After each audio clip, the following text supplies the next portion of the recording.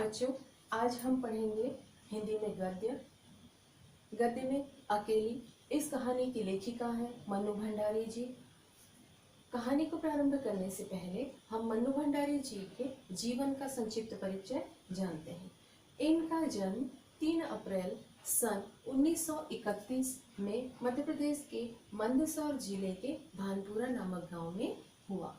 इनके बचपन का नाम महेंद्र कुमारी था। इनके पति का नाम राजेंद्र यादव, जो एक प्रसिद्ध लेखक रहे हैं। इनकी रचनाओं के बारे में जानते हैं। इनकी रचनाएं हैं एक प्लेट सैलाब, त्रिशंकु, एक कहानी यह भी, महाभोज, आपका बंटी, 1 इंच, मुस्कान, यही सच है। इनकी रचनाओं में जो सबसे उल्लेखनीय रही है वो है महाभोज और आपका बंटी और 1 इंच मुस्कान। इनकी रचना 1 इंच मुस्कान की विशेषता यह रही कि इस रचना को मन्नू भंडारी जी ने अपने पति के साथ मिलकर लिखा। इसका जो महिला पात्र है उसे मन्नू भंडारी जी ने लिखा और पुरुष पात्र जो है उसे राजेंद्र यादव जी ने लिखा। अब आती है रचना यही सच है। इस रचना पर आधारित रजनीगंधा फिल्म बनी जो काफ़ी लोकप्रिय हुई और इसके कारण इन्हें फिल्म फेयर अवार्ड भी मिला। अब देखते हैं कि मन्नू भंडारी जी की विशेषता क्या रही है। इनकी विशेषता यह रही कि इनकी रचनाओं में महिला चरित्र हमेशा से मजबूत रहा है। ठीक है, इन्होंने अपनी रचनाओं के माध्यम से महिलाओं पर हो रहे अत्याचार को समाज के सामने उजागर किया, लोगों को जागृत किया। इन्होंने अपने लेखों, कविताओं के माध्यम से समाज में हो रहे घटनाक्रम को लोगों तक, समाज तक पहुंचाती रही। समाज को बदलने में, समाज में एक नया परिवर्तन लाने में इन्होंने अपनी रचनाओं के माध्यम से एक महत्वपूर्ण भूमिका निभाई। तो बच्चों, ये थी मन्नू भंडारी जी के जीवन का संक्षिप्त परिचय। अब हम अकेली जो कहानी है उसको प्रारंभ करते हैं। इस कहानी का मन्नू भंडारी जी ने बड़ा ही मार्मिक चित्रण किया है। इसमें एक महिला के एकाकीपन और उसकी भावनाओं, उसकी पीड़ा, उसकी व्यथा को बताया है। देखते हैं कि अकेली में जो सोमा बुआ नाम की जो पात्र है उसके बारे में बताया गया है। सोमा बुआ बुढ़िया है, परित्यक्ता है, अकेली है। ठीक है, सोमा बुआ कैसी है? बुढ़िया है, एक वृद्धा महिला है, परित्यक्ता है जिसे उसके पति ने छोड़ दिया है और अकेली भी है। सोमा बुआ का जवान बेटा क्या जाता रहा, उनकी अपनी जवानी चली गई। पति को पुत्र वियोग का ऐसा सदमा लगा कि वे अपनी पत्नी घर बार त्यजकर तीर्थवासी हुए और परिवार में कोई ऐसा सदस्य नहीं था जो उनके एकाकीपन को दूर करता। पिछले 20 वर्षों से उनके जीवन में एक रास्ता में किसी प्रकार का कोई व्यवधान उपस्थित नहीं हुआ, कोई परिवर्तन नहीं आया। सोमा बुआ के जवान बेटे की जब मृत्यु होती है तो उस समय से उनका जीवन मानो उनके जीवन की खुशियाँ चली गई हैं। उनके पुत्र की जब मृत्यु हुई तो पति को ऐसा सदमा लगा कि पति ने घर बार छोड़ दिया, घर बार के साथ साथ पत्नी को भी छोड़ दिया। तब से बुआ जो है अकेली रहती है और 20 साल से उनके जीवन में कोई खुशियाँ, कोई परिवर्तन नहीं आया। यूँ हर साल 11 महीने तो हरिद्वार में उनके पति रहते थे और 1 महीने के लिए घर आते थे।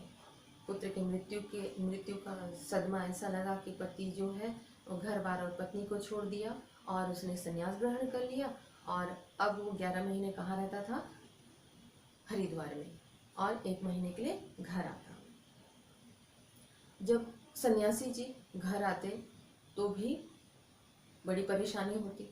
कारण ये था कि सन्यासी जी का जो व्यवहार था, सोमा बुआ के पति का जो व्यवहार था वो बुआ के प्रति बिल्कुल भी अच्छा नहीं था।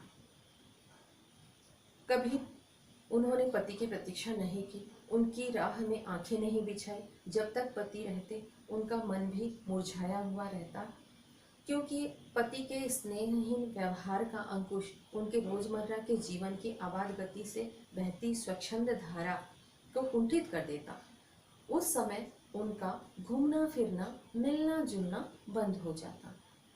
जब उनके पति आते तो ऐसा लगता था कि बुआ की स्वतंत्रता छीन गई हो, क्योंकि जो सन्यासी जी का विचार जो था वो संकुचित था।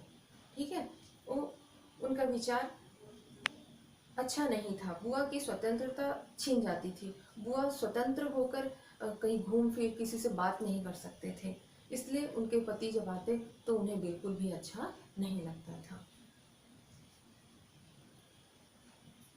कभी सन्यासी जी से ये भी नहीं होता कि चलो अपनी पत्नी से दो मीठे बोल बोल ले ताकि 11 महीने जो है खुशी खुशी काट ले, तो वो भी सन्यासी जी से नहीं होता था। इस स्थिति में बुआ आखिर क्या करे? अपना पूरा जीवन जो है आस पड़ोस मोहल्ले वालों के भरोसे ही बिताना पड़ता था। किसी के मुंडन, किसी के घर मुंडन, किसी घर छठी, किसी के यहाँ कुछ भी उत्सव कुछ भी कार्यक्रम होता तो बुआ बिन बुलाए ही जाती और छाती फाड़कर काम करती थी। ऐसा लगता था उनका अपना परिवार ही है। आजकल सोमा बुआ के पति आए हुए हैं, सन्यासी जी अभी आए हुए हैं और अभी अभी कुछ उन दोनों के बीच कहासुनी हो गई है। कहासुनी होने के पश्चात बुआ हाथ में एक तेल की कटोरी लेकर आंगन में आती हैं और धूप सेकती हुए अपने शरीर पर तेल लगा रही हैं और तेल लगाते हुए बड़बड़ा रही थी। इसी समय पड़ोस में रहने वाली राधा भाभी जो है हाथ में एक फटी हुई साड़ी और पापड़ लेकर आंगन में आती है। वह देखती है कि बुआ बड़बड़ा रही होती है, तो बुआ से पूछती है कि क्या हो गया बुआ, क्यों बड़बड़ा रही हो? फिर सन्यासी जी महाराज ने कुछ कह दिया क्या? बुआ कहती है, अरे मैं कहीं चली जाऊं सो भी इन्हें सुहाता नहीं। कहती है कि कहीं मैं जाती हूँ तो इनको बिल्कुल भी अच्छा नहीं लगता। कल चौक वाले किशोरी लाल के बेटे का मुंडन था, सारी बिरादरी का न्योता था। मैं तो जानती थी ये पैसे का ही गुरूर है जो मुंडन पर भी सारी बिरादरी को न्योता है, पर काम उन नई नवेली बहुओं से संभलेगा नहीं, सो जल्दी ही चली गई। हुआ भी वही, और सरक कर बुआ ने राधा के हाथ से पापड़ लेकर सुखाने शुरू कर दिए। बुआ सारी घटनाक्रम किस लिए बहस हुआ, ये इन बातों को वो बता रही है किसे? राधा भाभी से। कहती है कि किशोरी लाल के यहाँ मुंडन कार्यक्रम था, वहाँ पे गई थी। उसने मुझे, मतलब इतने सारे लोग हैं तो इतने सारे लोगों को न्योता कैसे देता? मुंडन का कार्यक्रम था, सारी बिरादरी को उसने न्योता दे रखा था और उसके यहाँ जो नई नवेली बहुएं थीं उनसे तो वह कार्यक्रम संभलेगा नहीं। सो बुआ ने अपना सारा काम छोड़कर उनके यहाँ चली गई और वहाँ हुआ भी वही। क्या हुआ कि एक काम गत से नहीं हो रहा था, कोई काम वहाँ पर ढंग से नहीं हो रहा था। जब वो गई तो उसने देखा कि वहाँ जो मुंडन का कार्यक्रम था वहाँ जो महिलाएं हैं वे बन्ना बन्नी के गीत गा रही थी, विवाह के गीत गा रही थी। और बुआ ने यह देखा कि जब वहाँ पे महिलाएं बन्ना बन्नी का गीत तो गा रही थी जिसे सुनकर लोग हंसने लगे और हंसी से उनका पेट भी फूल गया।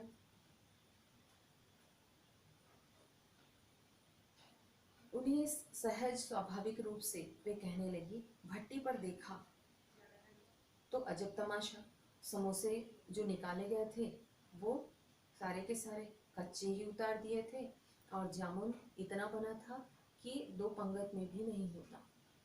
ठीक है, उसी समय खोया मंगवाकर फिर बुआ ने सारे काम को संभालते हुए क्या किया, खोया मंगवाया और फिर से उसने गुलाब जामुन बनवाए। दोनों बहुएं और किशोरी लाल तो बेचारे इतना जस मान रहे थे, सोमा बुआ का एहसान मानने लगे कि क्या बताऊं। कहने लगे, अम्मा तुम ना होती तो आज भद्द उड़ जाती, अगर तुम नहीं होती तो समाज में मेरा मजाक उड़ जाता। आज तुमने लाज रख ली।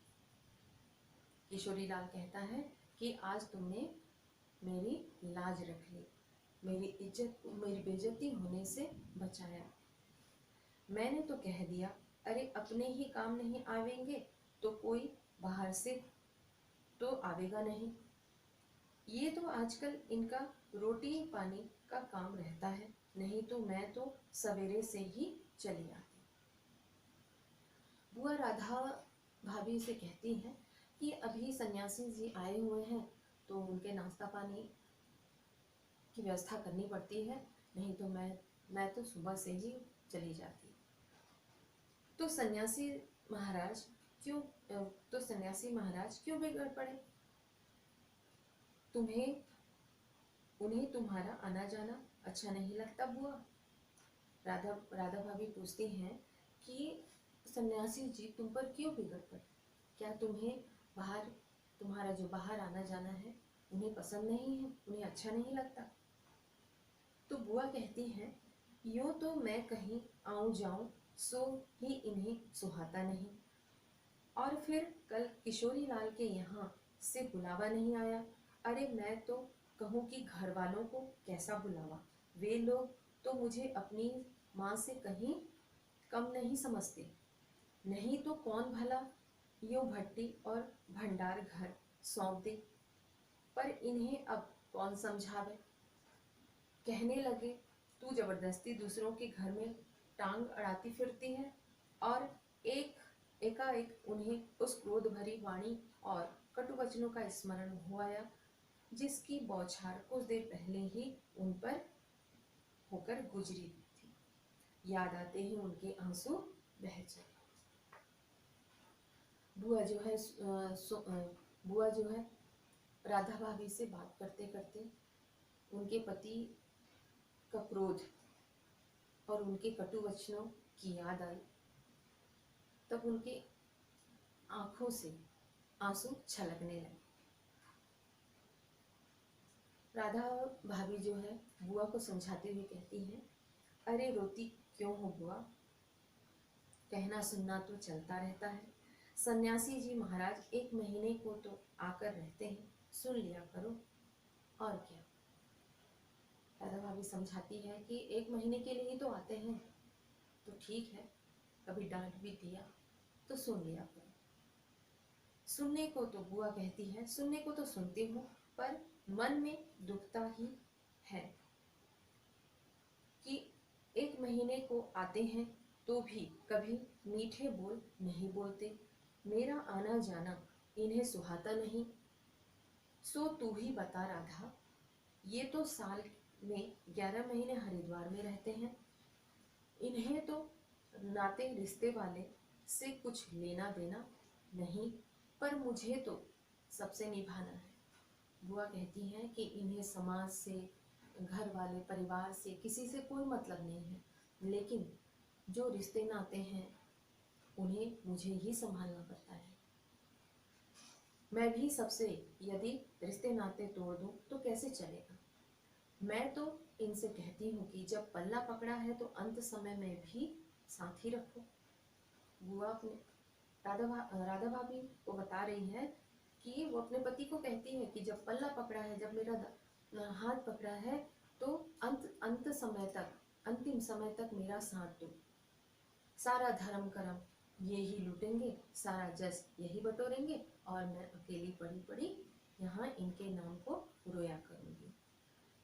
उस पर ये कहीं आऊँ जाऊँ वह भी इनसे बर्दाश्त नहीं होता। और बुआ फूट फूट कर रो पड़ी। बताती हैं कि मैं, एक तो मेरा ध्यान भी नहीं रखते, मुझसे प्रेम के 2 मीठे बोल भी नहीं बोलते, और उसमें भी 1 महीने के लिए आते हैं तो मैं कहीं आती जाती हूँ तो भी इन्हें पसंद नहीं आता और हमेशा मुझसे गुस्सा करते हैं जो मुझसे बर्दाश्त नहीं होता। यह बात करते हुए वह फूट फूट कर रोने लगती है। राधा जो है आश्वासन देते हुए कहती है, रो नहीं बुआ, अरे वे तो इसलिए नाराज हुए कि बिना बुलाए तुम चली गई। ठीक है, बेचारे इतने हंगामे में बुलाना भूल गए तो भी मैं भी मान करके बैठ जाती। बुआ कहती है कि ठीक है, वो भूल गए तो क्या हुआ कि मैं भी उन्हें पराया मानकर बैठ जाती। फिर घर वालों को कैसा बुलाना, वैसे भी घर वाले जो होते हैं परिवार वाले हैं, अपनों को कैसा बुलाना। मैं तो अपनेपन की बात जानती हूँ। कोई प्रेम नहीं रखे तो 10 बुलावे पर नहीं जाओ। यदि कोई प्रेम नहीं रखता, कोई अच्छे से बात नहीं करता, तो मैं उसके 10 बार बुलाने से भी मैं उनके यहाँ ना जाऊँ। प्रेम रखे तो बिना बुलाए भी सिर के बल जाऊँ। यदि प्रेम रखे, मिलजुल कर रहे, तो मैं ऐसे लोगों के यहाँ बिन बुलाए भी चली जाऊँ। मेरा अपना हरकू होता और उसके घर काम होता तो क्या मैं बुलावे के भरोसे बैठी रहती। मेरे लिए जैसा हरकू वैसा किशोरी लाल। आज हरकू नहीं है, इसी से दूसरों को देखकर मन भरमाती रहती हूँ और वे हिचकियाँ लेने लगी। बुआ कहती हैं कि अगर आज मेरा अपना बेटा हरकू होता तो क्या उसके यहाँ कोई उत्सव होता, कोई कार्यक्रम होता, तो मैं उसके बुलावे का इंतजार करती? नहीं ना, मैं उसके बिन बुलावे भी जाकर उसकी मदद किया करती। तो उसी प्रकार हरखू जैसा है वैसा किशोरी लाल भी मेरे बेटे की तरह है। इसलिए मैं उनके यहाँ जाकर अगर मैंने उसकी थोड़ी मदद कर दी तो क्या हुआ। दूसरों को देखकर ही अपने आप को खुश कर लेती हूँ। ऐसा कहते हुए हिचकियाँ लेने लगी। पापड़ों को फैलाकर स्वर को भरसक गंभीर करते हुए और कोमल बनाकर राधा ने कहा, तुम भी बुआ बात को कहां से कहां ले गई, अब चुप भी हो। अच्छा देखो, तुम्हारे लिए एक पापड़ भून कर लाती हूँ। राधा सुमा बुआ के मन को बहलाने के लिए कहती है कि अच्छा तुम्हारे लिए एक पापड़ भून कर लाती हूँ, खाकर बताना कैसा है। और वह पापड़ लेकर ऊपर चली गई। कोई सप्ताह भर बाद बुआ बड़े प्रसन्न मन से आई और सन्यासी जी से बोली, सुनते हो देवर जी के ससुराल वालों की किसी लड़की का संबंध भागीरथी के यहाँ हुआ है। एक सप्ताह भर बाद बुआ बड़ी खुशी खुशी दौड़ते हुए आई और अपने पति सन्यासी जी से कहती हैं कि सुनते हो देवर जी के ससुराल वालों के यहाँ देवर जी का जो लड़का है उसका कहीं पे जो है विवाह का संबंध हुआ है। ठीक है, वे सब लोग यहीं आकर ब्याह करेंगे। ऐसा सुनने में आया है कि उनके जो समधी जी जो हैं वे यहीं आकर ब्याह करेंगे। देवर जी के बाद तो उन लोगों से कोई संबंध ही नहीं रहा। वो अपने पति से कह रही है कि देवर जी के बाद तो उन लोगों से कोई संबंध, क्योंकि उसका देवर जो है उसकी मृत्यु 25 साल पहले हो चुकी थी। फिर भी है तो समधी ही। ठीक है, देवर जी नहीं रहे लेकिन उनके समधी हमारे भी समधी हैं। वे तो तुमको भी बुलाए बिना नहीं मानेंगे। वे पति से कहती है कि वे तुमको जरूर बुलाएंगे क्योंकि वे तुम उनके सगे हो और समधी भी हो। समधी को आखिर कैसे छोड़ सकते हैं। और बुआ पुलकित होकर हंस पड़ी। सन्यासी जी की मौन उपेक्षा, लेकिन सन्यासी जी पर इन बातों का कोई प्रभाव नहीं पड़ा। वे शांत रहे। उनकी मौन उपेक्षा बुआ को ठेस पहुंचाती है। फिर भी बुआ अपने आप को संभालती है। इधर उधर जाकर वे इस विवाह की प्रगति की खबरें लाती हैं। वे इधर उधर जाकर उस विवाह के बारे में पूछताछ करती और उसकी खबरें लाकर अपने पति को दिया करती। आखिर एक दिन वे यह भी सुन आई कि समधी यहाँ आ गए हैं। आखिर एक दिन सुमा बुआ को सुनने में आया कि जो उनके देवर जी के समधी हैं वे यहाँ आ चुके हैं और जोर शोर से उसकी तैयारियां भी चल रही हैं। सारी बिरादरी को दावत दी जाएगी, खूब रौनक होने वाली है, दोनों ही पैसे वाले ठहरे। क्या जाने हमारे घर तो बुलावा भी आएगा या नहीं। बुआ कहती है कि क्या जाने हमारे घर तो बुलावा आएगा भी या नहीं देवर जी को, क्योंकि देवर जी को मरे हुए 25 साल बीत चुके हैं। उसके बाद से तो कोई संबंध ही नहीं रहा, रखे भी कौन, यह काम तो मर्दों का होता है। तो मर्द वाले होकर भी बेमर्द की हूँ। और एक ठंडी सांस उनके दिल से निकल गई। बुआ कहती है कि मैं सुहागन होते हुए विधवा का जीवन जी रही हूँ और ये रिश्ते नाते निभाना ये तो मर्दों का काम है, किंतु उनके पति को तो इन सब बातों का कोई प्रभाव ही नहीं पड़ता। सो पूरे रिश्ते नाते सारी चीजों को किसे निभाना पड़ता था, बुआ को निभाना पड़ता था। और उसे दुख होता है सोचकर कि वो सुहागन होते हुए भी विधवा का जीवन जी रही थी। और एक ठंडी सांस भरती है। अरे वाह, तुम्हारा नाम कैसे नहीं होगा, तुम तो समधिन ठहरी। देवर चाहे ना रहे पर कोई रिश्ता थोड़ी ही टूट जाता है। दाल पीसती हुई घर की बड़ी बहू बोली। घर की बड़ी बहू ने कहा बुआ को खुश करने के लिए कि अरे वाह बुआ, तुम्हारा नाम कैसे नहीं होगा, तुम तो समधिन ठहरी। देवर चाहे रहे ना रहे, रिश्ता थोड़ी ही टूटता है बुआ, नाम है। मैं तो सारी लिस्ट देखकर आई हूँ। विधवा ननंद बोली। उसमें से और एक सदस्य थी जो विधवा ननंद थी, तो उसने कहा कि बुआ तुम्हारा नाम है। मैं जो मेहमानों की जो लिस्ट बन रही थी उसमें मैंने आपका नाम भी देखा है।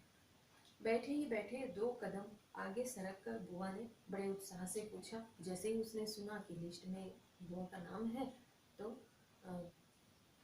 उस जो ननंद है उसके पास वो सरक गई और बड़े उत्साह से उत्सुकतावश उसने पूछा, तू अपनी आंखों से देखकर आई है? नाम तो होना ही चाहिए, पर मैंने सोचा कि क्या जाने आजकल के फैशन में पुराने संबंधियों को बुलाना हो ना हो।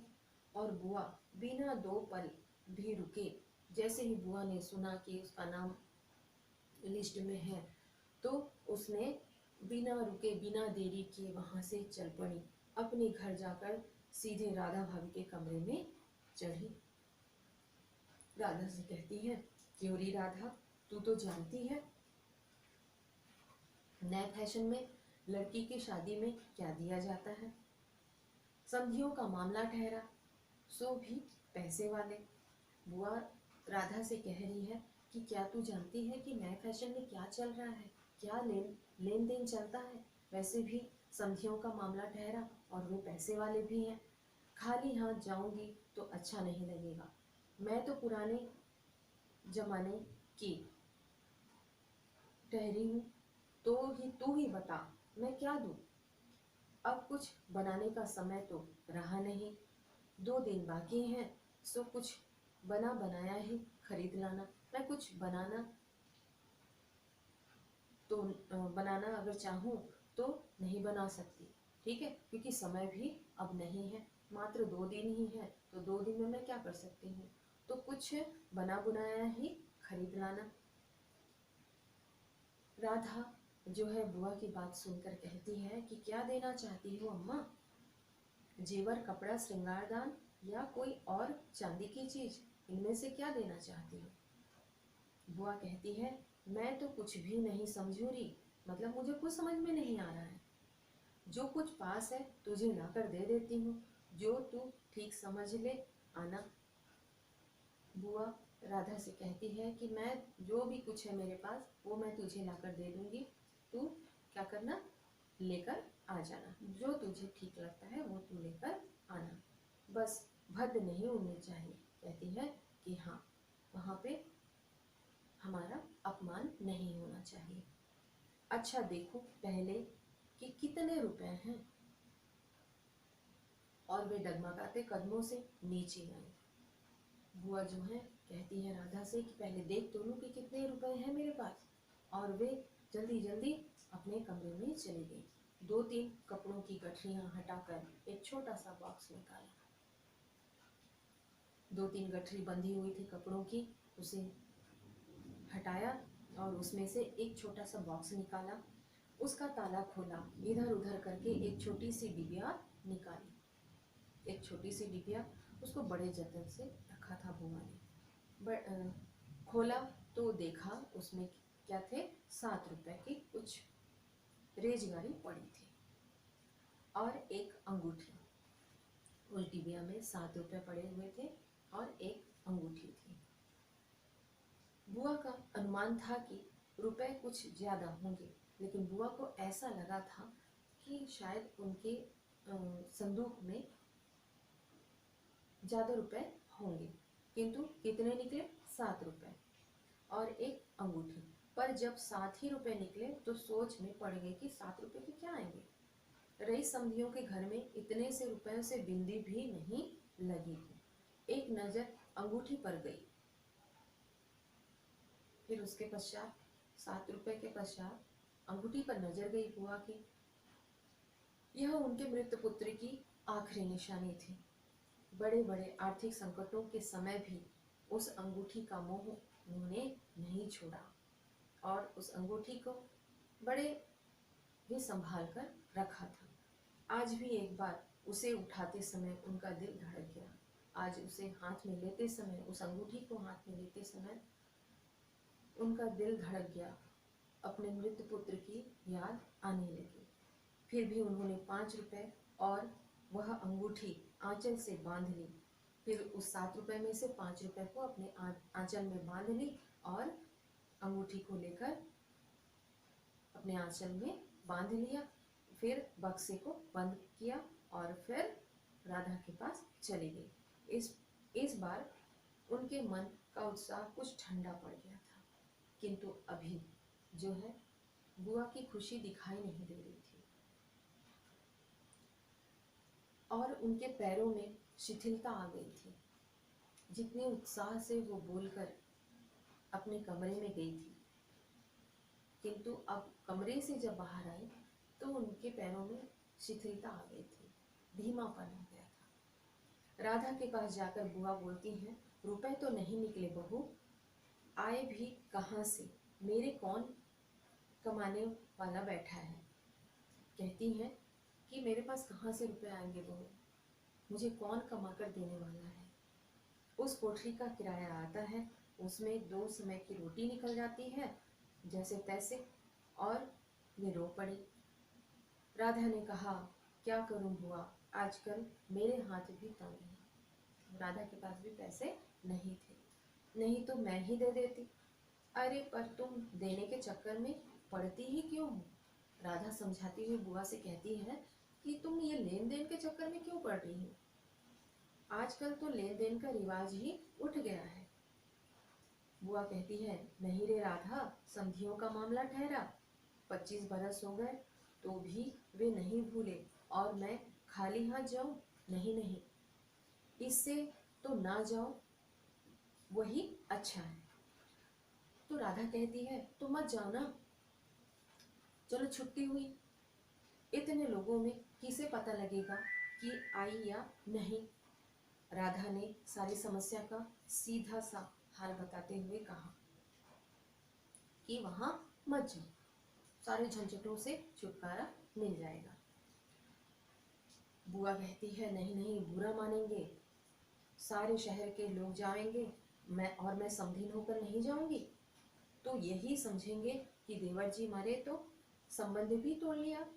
नहीं नहीं, तू यह अंगूठी बेच ही दे। और उन्होंने आंचल की गांठ खोलकर एक पुराने जमाने की अंगूठी राधा के हाथ रख दी। फिर बड़े मिन्नत भरे स्वर में बोली, तू तो बाजार जाती है राधा, इसे बेच देना और जो कुछ ठीक समझे खरीद लाना, बस शोभा रह जावे इतना ख्याल रखना। बुआ राधा से कहती है कि जो भी तुम खरीद कर लाओगी, बस इतना ध्यान रखना कि मेरा वहाँ बाजार ना उड़े, कोई हमारा अपमान ना करे। अब इसके पश्चात गली में बुआ ने चूड़ी वाले की आवाज सुनी तो एकाएक ही उनकी नजर अपने हाथों की भद्दी मटमैली चूड़ियों पर जाकर टिक गई। गली से एक चूड़ी वाले की आवाज उन्हें सुनाई दी। आवाज जैसे ही उन्होंने सुनी तो उनका जो नजर है वो कहाँ गया, अपने हाथों पर। उन्होंने अपने हाथों पर देखा कि मैली भद्दी चूड़ियां पहन रखी थी। कल समधियों के यहाँ जाना है, जेवर नहीं है तो कम से कम कांच की चूड़ी तो अच्छी पहन ले। पर एक अव्यक्त लाज ने उनके कदमों को रोक दिया। उनकी इच्छा हुई कि चलो मेरे पास जेवर तो नहीं है, लेकिन कांच की चूड़ियां ही सही, कुछ अच्छी चूड़ियां पहन लो ताकि किसी का अपमान ना हो, कोई मजाक ना उड़ाए। लेकिन एक अनजाने लाज ने उनके कदमों को रोक लिया। कोई सोचने लगी मन ही मन कि इतने वर्षों से मैंने सजना संवरना छोड़ दिया, तो अचानक यदि मैं श्रृंगार करूंगी तो कोई हंसेगा तो नहीं। लेकिन दूसरे ही क्षण अपनी इस कमजोरी पर विजय पाती है। फिर दूसरे ही क्षण वो अपने आप को संभालती हुई अपने आप पर विजय पाती है उस व्यथा से कि नहीं, चलो जिसको जो सोचना है सोचने दो, मुझे जो करना है मैं करूंगी। और फिर वो पीछे के दरवाजे से चूड़ी वाले के पास पहुंच जाती है और 1 रुपया कलदार खर्च करके लाल हरी चूड़ियों के बंद पहन लिए। और उसने क्या किया कि लाल हरी चूड़ियां खरीदी और पहन ली। पर सारे दिन हाथों को साड़ी के आंचल से ढके ढके फिरी। चूड़ी तो पहन ली, लाल हरी चूड़ियां, किंतु उसे शर्म आ रही थी कि कोई देखेगा तो क्या करे, क्या कहेगा। तो वो सारे दिन अपने आंचल से अपने हाथों को ढके ढके फिर रही थी। शाम को राधा भाभी ने बुआ को चांदी की एक सिंदूरदानी, एक साड़ी और एक ब्लाउज का कपड़ा लाकर दे दिया। सब कुछ देखकर बुआ बड़ी प्रसन्न हुई। राधा जाती है और बुआ के लिए कुछ सामान खरीद कर लाती है। उसमें से जो था एक सिंदूरदानी और साड़ी और ब्लाउज, ठीक है, ये सामान वो किसको देती है, सोमा बुआ को, जिसे देखकर बुआ बड़ी प्रसन्न होती है। और यह सोच कर कि जब वे ये सब देंगी तो उनकी समधीन पुरानी बातों की दुहाई दे देकर उनकी मिलन सरिता की कितनी प्रशंसा करेगी। वो मन ही मन सोचने लगती है कि जब मैं इन उपहारों को वहाँ दूंगी तो मेरे जो समधीन हैं, जो परिवार वाले हैं, कितने खुश होंगे। उनका मन पुलकित होने लगा। अंगूठी बेचने का भी गम जाता रहा। इतने दिनों से जिस अंगूठी को उसने संभाल कर रखा था, बुआ ने संभाल कर रखा था अपने मृत पुत्र के अंगूठी को, अब उस अंगूठी को बेच दिया गया था। उसका दुख भी अब बुआ के मन में नहीं रहा। पास वाले बनिए के यहाँ से एक आने का पीला रंग लाकर रात में उन्होंने साड़ी रंगी। और राधा बुआ ने क्या किया कि पास वाले बनिए के एक पंसारी के दुकान से उन्होंने क्या खरीद लाया, पीला रंग खरीद कर लाया और अपने साड़ी को रंगी। शादी में सफेद साड़ी पहनकर जाना क्या अच्छा लगेगा। अब वो, क्योंकि वो विधवा का जीवन जीने लगी थी, है ना, उनके मन में कोई, उनके जीवन में कोई रस नहीं रहा। सो वो सुहागन होते हुए भी विधवा की तरह रहने लगी थी। तो अब उन्हें कहाँ जाना था, अपने देवर के समधी के यहाँ विवाह के कार्यक्रम में। इसलिए उन्होंने सफेद साड़ी को कौन से रंग से रंगा, पीले रंग से रंगा। रात में सोई तो मन कल की ओर दौड़ रहा था। रात में जब सोने गई तो कल के बारे में सोच सोच कर उन्हें नींद भी नहीं आ रही थी। दूसरे दिन 9 बजते बजते खाने का काम समाप्त कर डाला। अपनी रंगी हुई साड़ी देखी तो कुछ जची नहीं। फिर ऊपर राधा के पास पहुंची और कहती है, क्यों राधा, तू तो रंगी साड़ी पहनती है तो बड़ी आव रहती है, चमक रहती, इसमें तो चमक आई ही नहीं। जब बुआ ने साड़ी को रंगा तो वो चमक नहीं आई जो जब राधा अपने साड़ी में रंग लगाती है तो जो चमक आती है, जितना अच्छा दिखता है वैसा नहीं दिख रहा था। तो बुआ परेशान हो जाती है और राधा के पास जाती है और पूछती है कि तू जब साड़ी को रंगती है तो वो तो बड़ा ही सुंदर दिखता है, चमकने लगता है, लेकिन मैंने रंगा तो इसमें चमक ही नहीं आई। तो राधा कहती है, तुमने कलफ जो नहीं लगाया, थोड़ा सा माड़ दे देती तो अच्छा रहता। कलफ माड़ है ना, तो माड़ लगा देती तो अच्छा रहता। अभी दे दो, ठीक हो जाएगी। बुलावा कब का है? राधा पूछती है कि बुलावा कब का है। उसी के अनुसार तुम अभी कलफ लगा लो तो फिर तुम्हारी साड़ी में चमक आ जाएगी। बुआ कहती है, अरे नए फैशन वालों की बात मत पूछो, ऐन मौकों पर बुलावा आता है। बुआ कहती है कि अरे नए फैशन वाले हैं, पहले पहले जैसे नहीं रहे कि पहले से निमंत्रण दे दिया करते थे। अभी तक तो बुलावा नहीं आया था बुआ के लिए। तो कहती है कि ऐन मौकों पर बुलावा आता है नए फैशन वालों का। 5 बजे का मुहूर्त है, दिन में कभी भी आ जाएगा। शाम 5 बजे है मुहूर्त, तो कभी भी बुलावा आ सकता है। राधा बुआ की बात सुनकर मन ही मन मुस्कुरा उठी। बुआ ने साड़ी में माड़ लगाकर सुखा दिया, फिर एक नई थाली निकाली। अपनी जवानी के दिनों में बुना हुआ क्रोशिया का एक छोटा सा मेजपोश निकाला।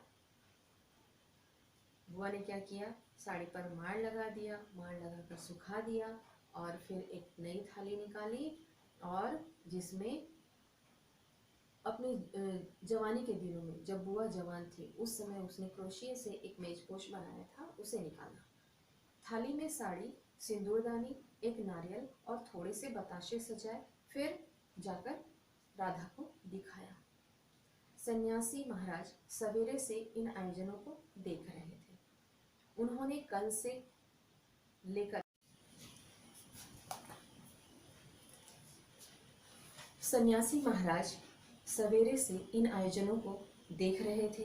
बुआ जो तैयारी कर रही थी उन चीज़ों को देख रहे थे। उन्होंने कल से लेकर आज तक कुल 25 बार टोक चुके थे कि बिन बुलाए वहाँ मत जाना, नहीं तो ठीक नहीं होगा।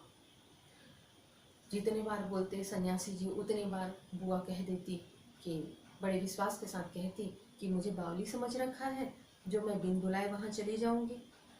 वैसे भी पड़ोस वाली जो नंदा है उसने लिस्ट में हमारा नाम देखा था, तो क्यों नहीं बुलाएंगे। इतने सारे लोगों को बुलाएंगे, शहर के सारे लोगों को बुलाएंगे और हमें क्यों नहीं बुलाएंगे, और हम जो उनके समधी ठहरे। 3 बजे के करीब बुआ को अनमने भाव से इधर उधर छत पर घूमते हुए राधा ने देखा। तो राधा पूछती है कि क्या हुआ बुआ, अभी तक गई नहीं। तो राधा की बात सुनकर बुआ चौंक जाती है और राधा से बुआ समय पूछती है कि कितने बज गए हैं। तो राधा जो है बुआ को समय बताती है कि 3 बज गए हैं। बुआ इसका उत्तर देती है कि सर्दी में तो दिन का पता ही नहीं लगता, बजे 3 ही हैं और धूप सारी छत पर से ऐसे सिमट गई मानो शाम हो गई हो। फिर एकाएक जैसे ख्याल आया कि यह तो भाभी के प्रश्न, फिर उन्हें ध्यान आया कि जो राधा ने पूछा था कि गई नहीं, तो इसका उत्तर तो ये नहीं था। और फिर बुआ जो है अपने स्वर को ठंडा करते हुए ठंडे स्वर में बोलती है कि मुहूर्त तो 5 बजे का और अभी 3 ही बजे हैं, तो जाऊंगी 4 बजे तक। बड़ी सावधानी से उसने अपने स्वर को संभाला। बुआ छत पर से गली में नजर फैलाए हुए देखती रही कि कोई तो आएगा बुलाने, उनके उनके पीछे ही रस्सी पर धोती फैली हुई थी, उसमें कलफ लगा था और अबरक छिड़का हुआ था। अब देखते हैं आगे। अबरक के बिखरे हुए कण रह रहकर धूप में चमक जाते। जो अबरक लगा हुआ था साड़ी पे, वो जैसे उस पर प्रकाश पड़ता, रोशनी पड़ती, वो रह रहकर चमक रहे थे। ठीक वैसे ही जैसे किसी को भी गली में घुसता देख बुआ का चेहरा चमकता था। उस पर जब साड़ी पर प्रकाश पड़ रहा था तो चमक रहा था, रुक रुक कर चमक रहा था। तो वैसे ही बुआ के चेहरे पर भी चमक आ रही थी। कब? जब देखती कि कोई आ रहा है तो उनको लगता कि शायद बुलावा आया होगा, निमंत्रण देने कोई आ रहा होगा, तो उसे देखकर सोचती कि, और उसके चेहरे पर चमक आ जाती थी। फिर उसके बाद जब देखती कि वह तो बुलावे के लिए कोई भी नहीं आया, तो फिर वह निराश हो जाती। इसी तरह उसके मन में आशा और निराशा के भाव चल रहे थे। 7 बजे के धुंधलके में राधा ने ऊपर से देखा कि दीवार से सटी गली की ओर मुंह की एक छाया प्रतिमूर्ति दिखाई दी। राधा ने देखा 7 बज चुके हैं और दीवार से सटी हुई एक छाया दिखाई दे रही है। उसका मन भर आया, राधा का मन भर आया। बिना कुछ पूछे इतना ही बुआ से कहा कि बुआ, सर्दी में खड़ी खड़ी यहाँ क्या कर रही हो? आज खाना नहीं बनेगा क्या? 7 तो बज गए हैं। उसने कुछ नहीं पूछा, बस बुआ से इतना ही कहा कि 7 बज गए हैं, आज खाना नहीं बनेगा क्या? बुआ को राधा की बात सुनकर ऐसा लगा जैसे एकाएक नींद से जागते हुए उसे किसी ने नींद से जगा दिया। बुआ ने पूछा, क्या कहा? 7 बज गए हैं? फिर जैसे अपने से ही बोलते हुए पूछा, पर 7 कैसे बज सकते हैं? मुहूर्त तो 5 बजे का था। और फिर एकाएक ही सारी स्थिति को समझते हुए स्वर को भरसक संयत बनाकर बोली, अरे खाने का क्या है, अभी बना लूंगी। 2 जनों का तो खाना है, क्या खाना और क्या पकाना। फिर उन्होंने सूखी साड़ी को उतारा, नीचे जाकर अच्छी तरह उसकी तह की धीरे धीरे हाथों से चूड़ियां जो खोली, थाली में सजाया हुआ सारा सामान उठाया और सारी चीजें जतन से अपने एकमात्र संदूक में रख दी। बुआ राधा से बात करने के पश्चात उसे समझ में आ चुका था कि अब कोई बुलावा नहीं आएगा, और उसने जो तैयारी कर रखी थी वह व्यर्थ का ही था। फिर उसने धीरे से अपनी सूखी साड़ी को उतारा और उसकी तह की, और धीरे धीरे अपने कमरे की ओर चली गई और अपने हाथों से चूड़ियां निकालने लगी और थाली में जो सजाया हुआ सामान था उसे अपने एकमात्र संदूक में रख दिया। और फिर बड़े ही बुझे दिल से अंगीठी जलाने लगी और बड़े ही निराश होकर चूल्हा जलाने लगी। तो बच्चों, ये थी कहानी अकेली। ठीक है। बुआ को कुछ समय के लिए लगने लगा था कि उसके जीवन में खुशियां लौट आई हैं। उस उत्सव के माध्यम से उसको लगा था कि फिर से परिवार से वो मिलेगी और उसके जीवन में जो दुख था, पीड़ा था, उससे उसको छुटकारा मिलेगा, कुछ समय के लिए ही सही। किंतु वह भी नहीं हुआ। बुआ को न बुलावा आया,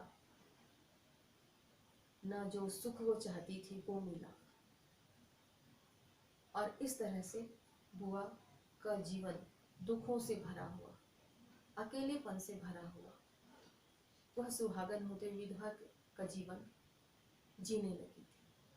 तो बच्चों, ये थी मन्नू भंडारी जी की कहानी अकेली। ठीक है, यह बड़ी ही मार्मिक कहानी है। इसे आप लोग घर में ज़रूर पढ़ लेना ताकि आपको अच्छे से समझ में आए। ठीक है।